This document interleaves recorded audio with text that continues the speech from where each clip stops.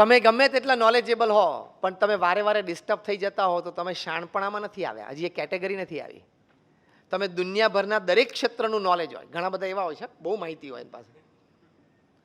ઘણા બધા પાસે 2G 3G સ્પેક્ટ્રમ રાફેલની એટલી બધી માહિતી હશે તો કદાચ જેપીસી ગોઠવાય પીએમઓમાં તો એને મેમ્બર તરીકે લેવા પડે, એટલી માહિતી હોય.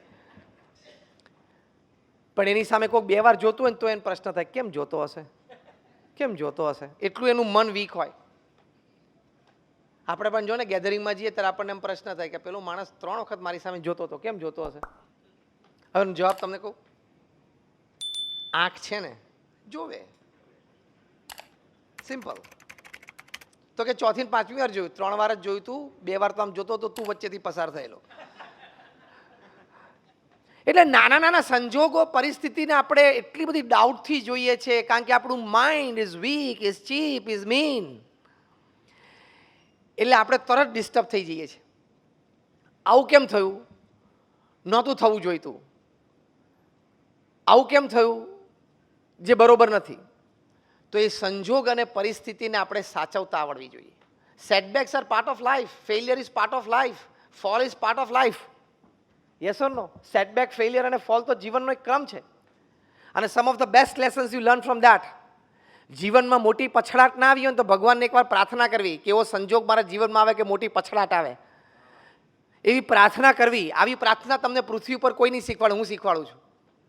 આપણને એમ જ પ્રાર્થના કરીએ છીએ ભગવાન બધું મારું સારું થાય ને, દીકરાનું લગ્ન થઈ જાય ને, દીકરી સુખી થઈ જાય ને, છોકરો પરદેશ ભણવા જાય ને, ધંધો સારો ચાલે ને, એવી જ પ્રાર્થના કરીએ છીએ. કોઈક દિવસ તો જીગર રાખો કે ભગવાનને એકવાર કહું કે એવા સંજોગો જીવનમાં ઘડો કે પછડાટ આવે, સેટબેક આવે, ફેલિયર આવે તો જીવનની ઘણી બધી સ્પષ્ટતાઓ, વ્યક્તિઓ વિશે ઘણી બધી સ્પષ્ટતાઓ તમારા મનમાં આવશે. Setback or failure is the greatest teacher. એવા સંજોગો જીવનમાં આવે એ બહુ જ જરૂરી છે. તો વ્યક્તિ ઓળખવાની પારખ, એટલે પરખ તમારી બદલાઈ જશે. એક ક્ષમતા જુદી કક્ષાએ પહોંચી જશે. સંજોગ અને પરિસ્થિતિ તમે હેન્ડલ કરી શકશો. See what happens with you is 10%, how you take it is 90%. જે બને છે તમારી સાથે એની તો ઇમ્પેક્ટ તમારી પર 10% છે. એ સંજોગ એ પરિસ્થિતિને તમે કેવી રીતે જોવો છો, કેવી રીતે મૂલવો છો, તમારા જીવનમાં એ કેવી રીતે સ્વીકારો છો એની ઉપર એનું 90% ઇમ્પેક્ટ રહેલી છે. તો એક સેટબેક કે ફેલિયર આવે. પ્રમુખ સ્વામી મહારાજને લંડનમાં ભવ્ય મંદિર કરવું હતું. ત્યાં લંડનમાં હેરો નામના એક સબબમાં અમે મોટી જગ્યા પણ લીધી. I am talking of early 90s. આજુબાજુના રેસિડન્સે અમારી સામે કેસ કર્યો સંસ્થા સામે કે આ લોકો અહીં મંદિર બાંધશે તો રાત્રે 12 વાગ્યા સુધી ઘંટ વાગશે ને, આરતી વાગશે ને, ઢોલ વાગશે તો અમારી પીસ એન્ડ પ્રાઇવસી ડિસ્ટર્બ થશે. એટલે 12 વાગ્યા સુધી કોઈ નથી વગાડતું, અમારે ટાઈમ નથી. અને અમે કહ્યું ભારતમાં આવો, અમારા મંદિરો જુઓ, રાત્રે 9 વાગે તો મંદિર શાંત હોય છે, થઈ જાય છે, ઠાકોરજી પોઢી જાય છે. સ્ટીલ કેસ ચાલ્યો અને પશ્ચિમ જગતમાં કેસના ભાગરૂપે એક લીગલ પ્રોસિજર એવી પણ હોય છે કે જેને સિગ્નેચર કેમ્પેઇન કહે છે. કોર્ટ બંને પાર્ટીને કે જે અફેક્ટેડ નેબરહુડ છે એમાંથી તમે તમારી સિગ્નેચર લઈ આવો, કન્વિન્સ કરીને લોકોને. વધારે સિગ્નેચર કોણ લાવે છે? એટલે સાહજિક છે એ લોકો લોકલ્સ હતા ને અમે ઇમિગ્રન્ટ્સ હતા, એટલે વધારે સિગ્નેચર એ લોકોને મળી. કંઈક એ મોટી વાત રાખીને કોર્ટે જજમેન્ટ આપ્યું કે BAPS સંસ્થા અહીંયા મંદિર નહીં બનાવી શકે. Full and final judgement. Now listen carefully.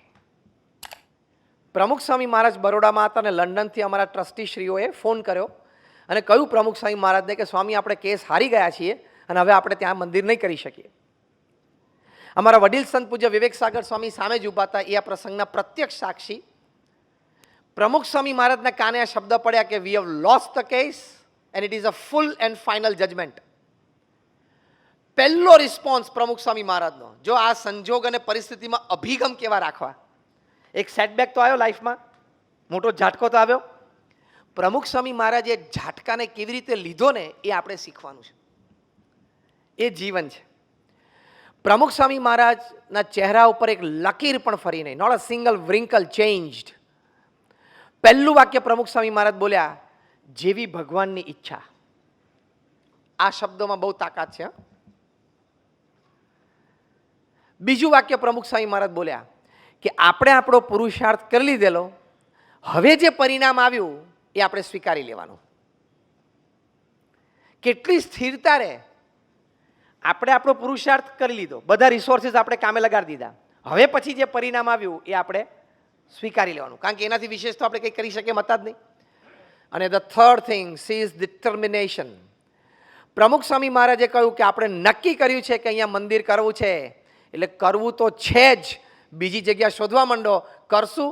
બીજી જગ્યા શોધી નિસ્દનમાં કર્યું. 1995માં ઉદ્ઘાટિત થયું ત્યારે રીડર્સ ડાયજેસ્ટે લખ્યું કે it is the 8th wonder of the world. તમે આજે પણ નિસ્દન જાઓ તો એ મંદિર beautiful exhibition of Indian culture, અને સમગ્ર ઇંગ્લેન્ડ દેશની એક પણ સ્કૂલ બાકી નહીં હોય જેના વિદ્યાર્થીઓએ આ મંદિરની વિઝિટ નહીં લીધી હોય. અને અત્યારે ધ 100 ટોપ આઇકોનિક બિલ્ડિંગ્સમાં એ BAPS સ્વામિનારાયણ મંદિર નિસ્દન લંડનનો સમાવેશ છે. કામ પણ એવું કર્યું, પણ આમ ડઘાઈ ન ગયા. આપણે શું થાય કે આ કેમ બન્યું, આ મુખ્ય પ્રશ્ન હોય છે. મેં કોઈનું ખોટું નથી કર્યું તોય મારી જોડે આવું કેમ બન્યું, આ મુખ્ય પ્રશ્ન હોય છે.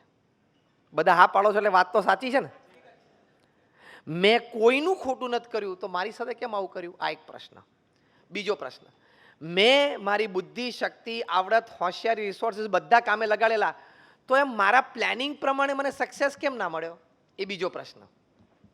હું પ્રેક્ટિકલ વાત કરું છું ને, યસ ઓર નો. આ મનમાં આપણે રહે છે. પણ એક વાત સમજી રાખવાની, શ્રીમદ ભગવદ્ ગીતામાં ભગવાન શ્રી કૃષ્ણએ અર્જુનને કહ્યું, કર્મણ્યવાધિકારસ્તે મા ફલેષુ કદાચના. શું કીધું અર્જુનને? કે કર્મ કરવું એ તારો અધિકાર છે, તારું ફરજ છે, પણ પરિણામ ભગવાને કહ્યું કે હું નક્કી કરીશ. કેમ? કે if there are 10 factors which are in your control to bring success to the project, there are 10 factors which can bring failure to the project which are not in your control. સીધી વાત છે. અને આ શ્લોકનો તમને practical અનુભવ બધાને છે, પણ તમે વિચાર નથી કર્યો ને, એટલે તમને વારે વારે ડિપ્રેશન અને ફ્રસ્ટ્રેશન, ફેલિયર વખતે આવે છે. આ શ્લોકનો તમને પ્રેક્ટિકલ અનુભવ જીવનમાં 10 વખત હશે. જો હવે હું બોલું ને એમાં તમે બધા હા પાડશો કે અમારા અનુભવ છે. શાંતિથી સાંભળજો. આપણને બધાને અનુભવ છે કે ઘણી વખત આપણે ખૂબ સારો પુરુષાર્થ કર્યો હોય, બધા રિસોર્સિસ કામે લગાડ્યા હોય, તોય આપણને સક્સેસ ઓછો મળે છે. હા કે ના? અને ઘણી વખત ઓછું પ્લાનિંગ હોય, એક્ઝિક્યુશન સંતોષકારક ન થયું તો ધાર્યા બાનું પરિણામ આવી જાય. હા કે ના? તો શ્લોક સાચો ખોટો? કે ભગવાને કહ્યું કે તું કર્મ કરે જા, પરિણામ હું નક્કી કરીશ. પણ આપણે એનો વિચાર નથી કર્યો. આ વિચાર હોય તો કોઈ દિવસ સંજોગ અને પરિસ્થિતિમાં આપણે જરાય ચલાયમાન ન થઈએ.